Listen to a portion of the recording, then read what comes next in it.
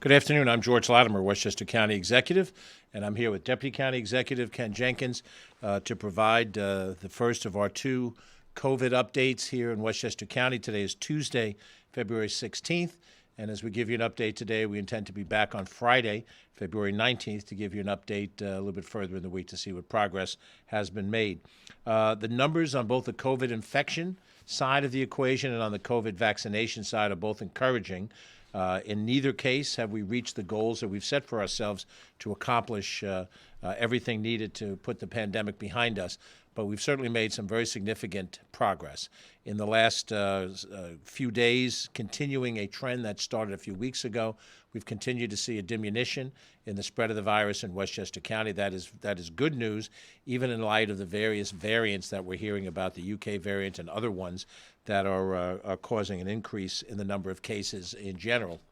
To date, on the tracker that is up today for Tuesday the 16th by New York State, pandemic to date, we have 102,197 cases. 102,197 cases, 95,303 of which passed through qualifications after 2 weeks. That leaves us 6,894 active cases. 6,894 active cases is a continued diminution. As I've said a week ago, that number of 6,800 was 8,239 on February 9th. The week before that, 2 weeks ago, on February 2nd, that number was 10,283. If we go back the week before that, which was Tuesday, January 26th, we had 11,259 cases, and we'll go back all the way to Tuesday, January 19th, which is, for our purposes, not quite a month ago. We had 11,639 cases. So from January 19th until today, we have dropped more than 5,000 cases, almost 5,000 cases, which is a significant drop, well over 40% less cases, active cases, than we had slightly over a month ago. Now, we also know that we ramped up the number of active cases rather dramatically from Thanksgiving to Christmas to New Year, and then 2 weeks after that would be the 1 month ago period of time at which we were seeing the peak of the spike that came out of Christmas and New Year. So now we're on the downslope. Good news, good place to be at 6,894 on the way down from a peak of 11,600. Our hospitalization numbers show the same trend. Our last set of numbers for hospitalizations date back to this past Sunday, where we've had 412 people hospitalized because of coronavirus. The Sunday prior, we were at 498. The Sunday prior to that, 502. And then 3 weeks prior to that, 566. And that's on the 24th of January. So from the space of the 24th of January till this past Sunday, Valentine's Day, February 14th, we've had 150 less people hospitalized for COVID, and that represents more than 25% of all the people that were hospitalized on that date at the near the end of January, on January 24th. So that, too, is a good sign as we're down to 412 individuals hospitalized. We hope that number continues to go down, goes under 400. At one point, we were just on the doorstep of 600 people hospitalized, and as that number goes down, that gives us some hope and some positive reality. We have lost 2,031 people to the pandemic. That is as of our most recent number. We have lost a total of 47 people in the last week. And when we compare that to the prior week of fatalities, that number is a little bit down. The week prior to that, we lost 57 individuals. So 57 down a bit is a better indicator in the reduction of fatalities. But to still lose that many people is still difficult, still a tragedy, still people that we've lost that are important to us and loved. And we're going to talk in a few minutes about how we're going to remember some of those people once again, as we've tried to do throughout the pandemic, to show that while we report on the nature of the spread of the infection and the loss of life that comes out of it, it's not just statistical. There's a human element to this, and we have to reflect that human element as is important to all of us as Westchester residents. But again, the numbers have dropped in active cases. It's dropped in the number of people hospitalized, and the rate of fatalities has dropped. All three of those numbers are good numbers. We hope they continue to drop. We hope the Friday report and next Tuesday and probably next Monday's report will all reflect a continuation in that direction. On the vaccination side, Westchester County is directly involved in vaccinations at 2 locations, at the Westchester Community College that opened up a little over a week ago, and also at the White Plains Health Clinic, which opened up over a month ago. And we are a partner in the regional, statewide structured county center facility, which is the single largest place that vaccinations are occurring. And to date, as we go through the county center, we have had 47,212 vaccinations given out. That includes first and second doses, so some number of those people have gotten 2 doses. 2 of those doses reflect one individual, and then the rest are single first shot doses given out. But in terms of total disseminated, 47,212 at the county center through Monday. And also through yesterday, when you add up the community college site and the clinic site, directly run by the county, that's 9,573 doses that have been given. So if you add the 2 together, you're over 50,000 doses given. It's not exactly 50,000 people because of the first dose, second dose reality, but we're approaching 50,000 people. And of course, with the volume that goes through the county center, we'll reach that number very shortly. That is all a step in the right direction. We are still waiting for what we hope will be good news from the federal government, a rapid increase in the amount of available vaccines, which will then put us in a position where we can do more vaccinations and get more people safe under this situation. The more people that get vaccinated, the more we see those new infection numbers drop, the more those active cases drop, and that's the sign that we're moving through this pandemic in a positive light.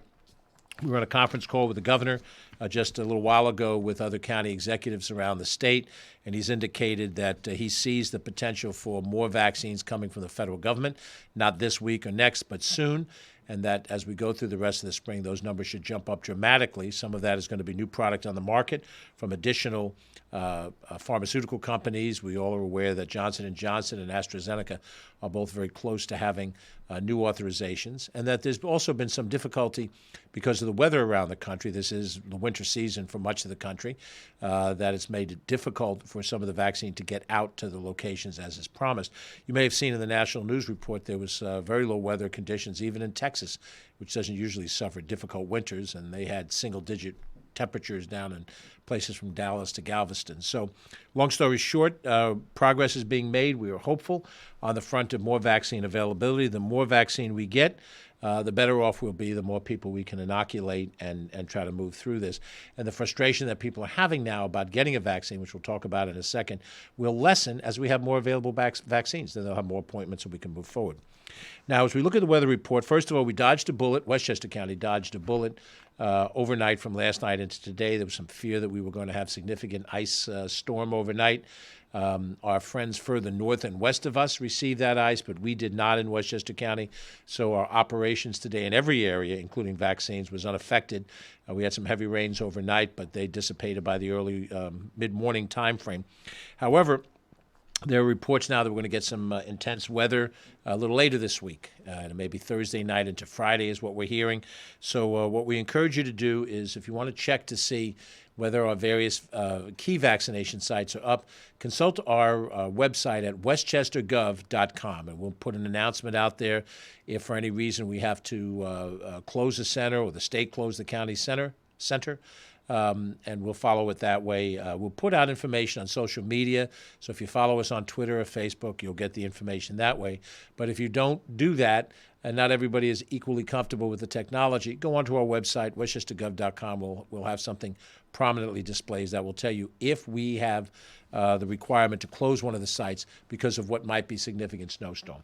We're going to do everything we can not to close them, because the challenge of rebooking appointments in a very intense set of appointments going forward make it very difficult. We ran into some lines Sunday last, and that can happen again if we don't have that overflow of individuals. But if you have an appointment, meet your appointment. Don't come early. This is not first come, first serve. We're going to deal with people at the time frame that's allocated, because what you can't see with your appointment is how many other people we can handle at the same time. That is already a sufficient large enough group of people to be handled in the county center and one of our other locations at that time. If you come sooner, you add to the mix of people that wind up having to wait online, and it becomes a long and unhappy experience to wait online. It is not structured to be a long wait, but it can become a long wait if you come outside of your scheduled appointment. So hopefully you'll check westchestergov.com and you'll see how that all works out. The county government, with the vaccination sites that we're responsible for, keeping in mind we do not control through the state and now the federal government the vaccines that are being given out to local pharmacies, and we do not control the pop-up venues for vaccinations. But with the vaccines that we're getting, the doses we're getting, our focus has been on now inoculating teachers and school personnel. We have made significant progress for EMS workers, for firefighters and police officers in the county, and not just the county government people, but those in all the localities.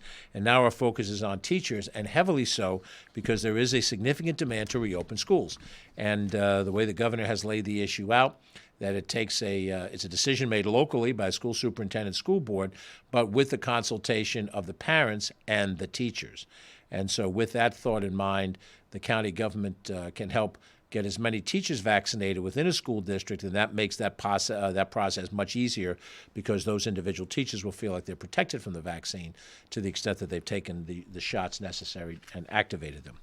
So our focus has been primarily on schools. We asked for 4,000 doses specifically for that purpose. We felt if we could vaccine 4,000 people, we could make a significant effort and a significant result within the teaching community. We got 1,100 doses, so we didn't get all that we asked for, but we have the staff and we have the capacity at the Westchester Community College to deliver on that kind of volume if that's given to us. We've looked at the school districts. We divided them into small, medium, and large. There are obviously a lot more employees. The bigger the school district is, the more school children that they help.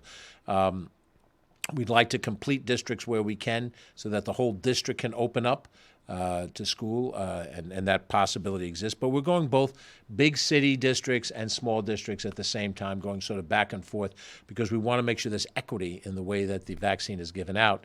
And many of our smaller districts are also the wealthier districts. Many of the larger districts tend to be the ones with a greater population of the poor and people of color. But we have done yeoman's work so far in the Yonkers School District, Elmsford, White Plains, Irvington, Valhalla, Pelham. And then we've also made an emphasis on inoculating people 65 years of age and older who are teachers. We have a few more set up this week, since this is vacation week for school teachers. We're going to try to tackle another one of the big cities, school districts. You know, we run Yonkers, New Rochelle, White Plains, Mount Vernon is the big four. And then it kind of works down from that. But we want to do both small and large districts, and to make as much progress as we can. We need more vaccine. If we get more vaccine, we will handle more teachers. If we get more teachers vaccinated, that speeds the process of opening up the schools. Now, the governor made an announcement a couple of weeks ago, which opened the door to people that have underlying health issues. The phrase used often is comorbidity, and now made it allowable for a person who is under the age of 65 to be able to get eligible for a vaccine shot if they have an underlying health issue. This gets into a fair bit of complication, because what qualifies as an appropriate underlying health situation, and there you can imagine degrees, certainly certain types of things that you would expect to be diabetes or COPD would definitely fall under the category. Having a chronic bad back does not necessarily fall into that category. But Ken Jenkins is going to come to the microphone. He's going to talk a little bit about what the whole comorbidity issue is, and he's going to walk you through what it looks like if you go on to the state site, because it is the state site and the appointments of the state site that directs you either to the county center or one of the other larger centers around the state. And, if you want to take a drive to, the city, to Aqueduct, whatever, that is an option, because there is no home county residential requirement in most of these areas. There are some out there, but not all of them. And so Ken is going to walk you through that right now. Ken Jenkins, Deputy County Executive. Thanks, George. And as the county executive has continued to echo throughout all of the media opportunities that we've had, that the governor in New York State has controlled this particular part of the process, and it needs an appointment to make sure to move forward. So as the governor expanded eligibility to those with comorbidities, there was a challenge, because people wanted to understand, how can I get on? And the county executive, who travels continuously around the county, it gets calls and people walking up to him all the time, people slipping them notes, asking them to make appointments for him. There's only one way to make appointments, and that is through the New York State website. So in this particular case, you get to the website, which is the Am I Eligible COVID.com website. It's up on the screen right now. Make sure to continue to use those links. We link through it from a Westchester Gov site to the New York State site, and it shows a list of all of the state locations throughout the state of New York and whether or not they even have appointments available. So that was a feedback that based on the county executive, state legislators, local legislators, many individuals that were concerned about how to get appointments, just like we went through in the testing process initially. So in this particular point, you scroll down to the place, it says get started, right? And when you get to that get started screen, you put in your date of birth. And depending on your date of birth, it will give you some additional direction depending on your date of birth, whether you're eligible in the 1B category or not. There's some buttons to click on under that says whether or not you're a New York State resident. Do you work inside of New York State? Yeah, those are yes or no questions. Questions on your on your gender, whether you prefer not to answer. But again, all of those things are important as we continue to get those statistics that the county executive points out on who is getting those shots, where those shots are happening, et cetera. Further down, it asks, do you have a comorbidity? And it also gives a list of those comorbidities so you can select that particular thing. Now, I know what everyone's thinking. I'm just going to say yes. Well, okay. Well, if you click on yes, then you scroll down further, there's an acknowledgement. And in that acknowledgement, it is basically saying under pain and perjury, et cetera, that you are swearing, you are affirming that you have one of those comorbidities, right? And then you do a consent at the bottom of that to say yes. And then it lights up the light to say locate providers. And if you click on that locate providers, then there's a list again of all of those things based on your zip code that you entered in on that very first screen to show the nearest locations. And once again, you cannot just show up at any one of those locations. You absolutely need an appointment to be able to come in, and you should come on the time that you get assigned. So you can go through that list. And I think that the last time we checked, right before we came on today, the best site that was available from here in Westchester was about 300 miles away in Syracuse, right, where they had some appointments available. And the last time we checked, it was sometime in February, right, later on in the month. So again, it is a really simple process to do. And as the county executive has stated all along, it's all based on the supply of vaccines. If there's more vaccine, then there's more availability, et cetera. But the state is controlling the particular direction and the particular vaccines that are given out. So the state has directed that the county work with some of the healthcare providers to be able to distribute vaccinations to those folks with comorbidities. And so folks got on February 14th on Valentine's Day, and when the site first opened up, obviously stressed out the site because of so many people trying to sign on. Some people actually did get appointments to be able to start today on the 15th. So this is going to continue on, and we always suggest to everyone to continue to go to the website, press that refresh button that is on the very top of the screen, that is up on the screen right now. You can continue to do the update button, and people cancel appointments and additional appointments come in. This is where you'll be able to see them. So with that, again, follow the process, the Am I Eligible website, and go from there. It's not that anyone wants to hold out appointments. This is the right way to do it. This is the only way to do it as far as getting that appointment. There is not another path to go through for the people with comorbidities. The only places that you can do is on this particular site. Thanks a lot, County Exec. Thank you again, Ken. And we just want to repeat that since the state sets the rules, they have opened up vaccine eligibility in New York State to people who fit into certain categories. By age, if you're 65 or older, you are eligible for a vaccine.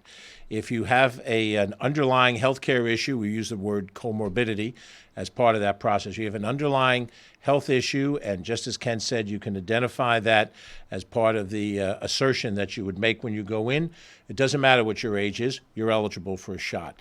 If you work in a series of employment areas which have been identified as important public contact areas, essential if you want to use that word, police, fire, EMS, teachers, educational employees, funeral directors, Now the restaurant workers, taxi and limousine drivers, TNC drivers, which would be Uber, Lyft, ride-sharing individuals.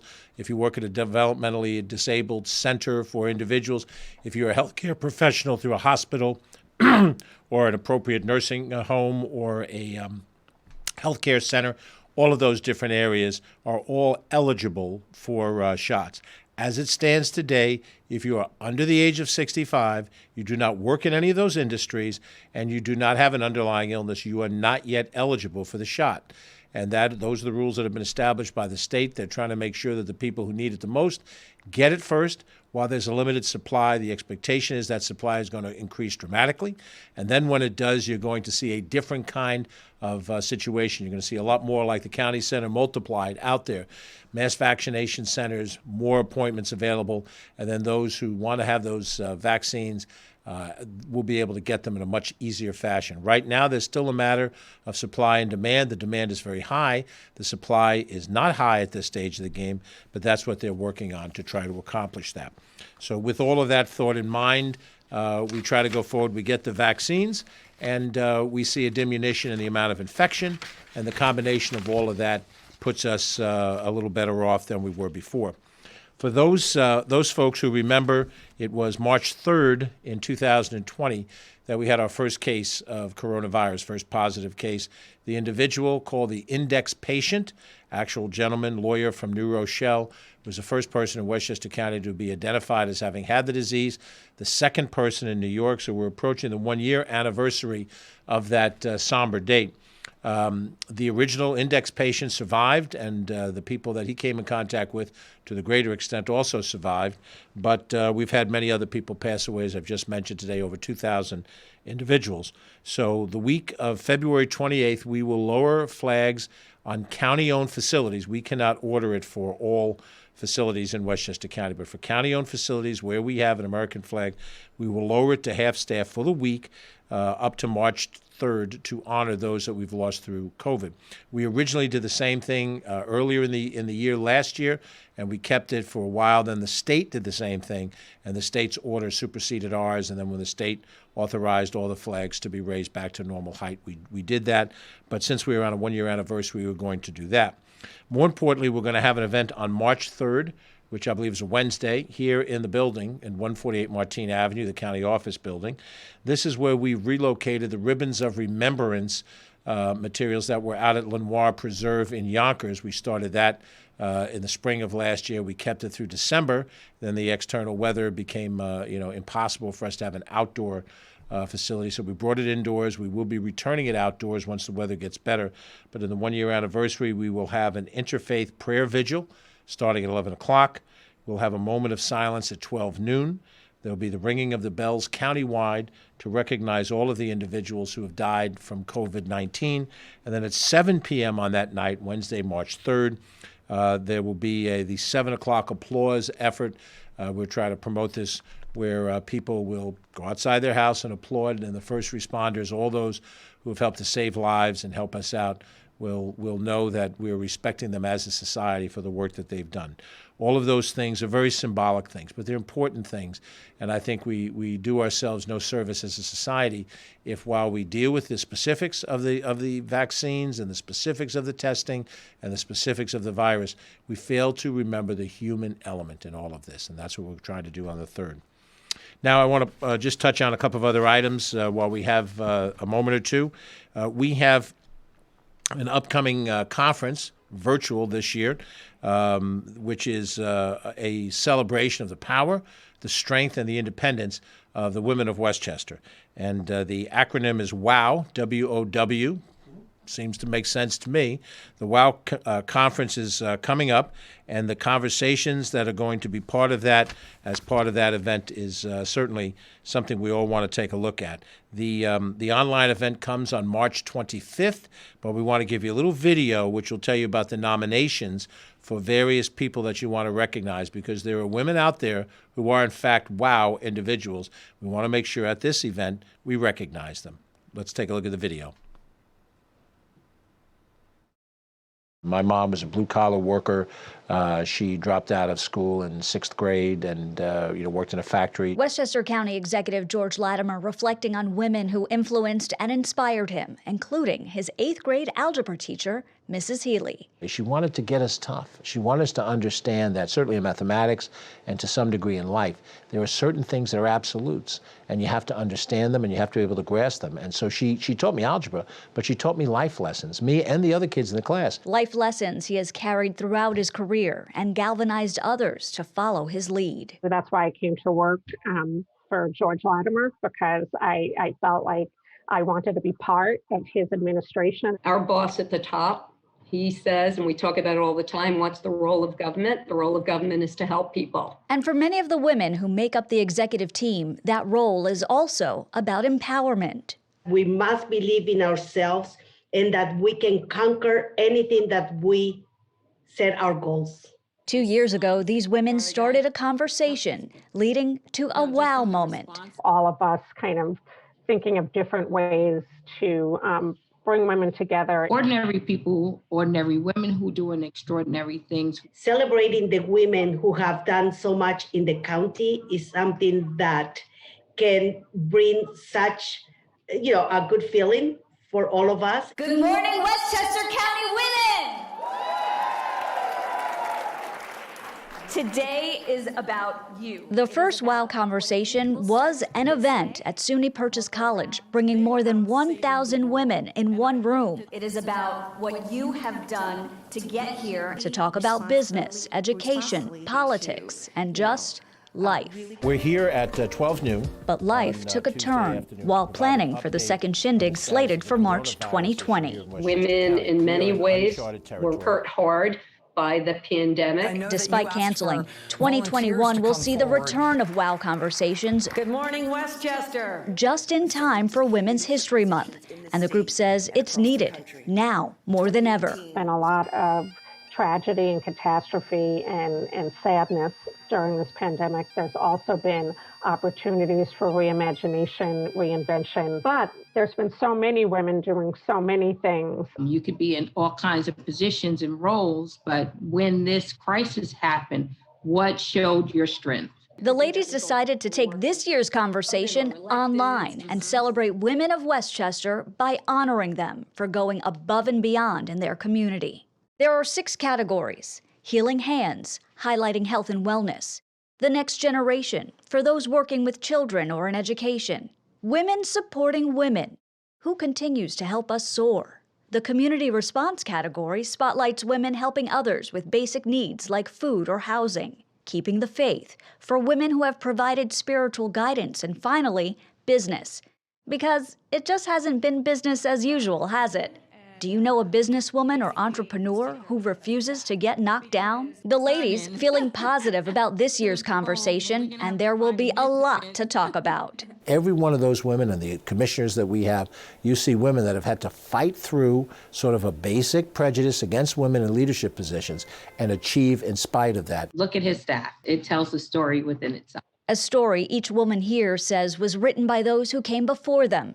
These conversations are a way to pay tribute and acknowledge the shoulders they stand on. I was raised by a single mother, always told me that I had no limits and to follow my heart. My mother, Connie, aka Bubby, was the matriarch and role model for our family. I have to, tip my hat to my mom, rest in peace. She showed herself to be strong and vibrant and just a person of great character. I look forward to just making sure that I embody what she had given me. We all have so much to give, and the common denominator is that we all care so much about our community, our children. If you'd like to nominate an ordinary woman doing extraordinary things in one of the categories, head over to our website at westchestergov.com/wow-conversations. You could also sign up there to listen in and be a part of the conversation on March 25th. And we're now taking nominations through the committee for those who are going to be honored in the following categories. For those involving health and wellness, the Healing Hands designation. For the next generation, spotlighting women working with children in education or childcare. Women supporting women, showcasing a local woman who continues to lift others. Community response, identifying women, helping the community with basic needs like housing or food. Keeping the faith, for women who have provided spiritual guidance. And of course, in the business community, featuring outstanding businesswomen or entrepreneurs. The nomination process is open now until February 28th. And you can click on a link, westchestergov.com/WOW-conversations, WOW Conversations. That's on our website, westchestergov.com/WOW-conversations. And you can get into the information necessary to submit a nomination. Those who are nominating someone who's doing extraordinary things are asked to submit a photo and a short essay. The committee will decide the winners and reveal them at the event itself on March 25th. So we look forward to the WOW Conference, and we have other events coming up. We've got a Chamber of Commerce Summit coming up this week, targeted to those who are leaders of chambers of commerce so they can exchange information. We'll have a roundtable for faith leaders that we're planning, and other ways to interact virtually, but to still maintain the presence on these issues. So we understand we have no questions from our friends in the press. If any do wish to reach out to us, Catherine Chaffee, communications@westchestergov.com, and we'll try to be helpful in any of those answers. We will be back on Friday. We'll get you specific timing as we try to adjust our calendar to do our update. Most likely it'll be in the late morning, probably in the 11 o'clock vicinity. To give the second update of the week, we'll issue reports and let you know both how we're doing in terms of fighting the infection and then also in terms of the vaccination process, which we hope will continue apace. And because we may have some bad weather from Thursday into Friday, consult our website, westchestergov.com. Look for any indicators that will tell you if, for any reason, we have to close any of the vaccination centers and then reschedule the appointments. I'm George Latimer, Westchester County Executive. Thanks for tuning in. We'll look forward to talking to you on Friday and more likely than not talk to you in between. Have a great day.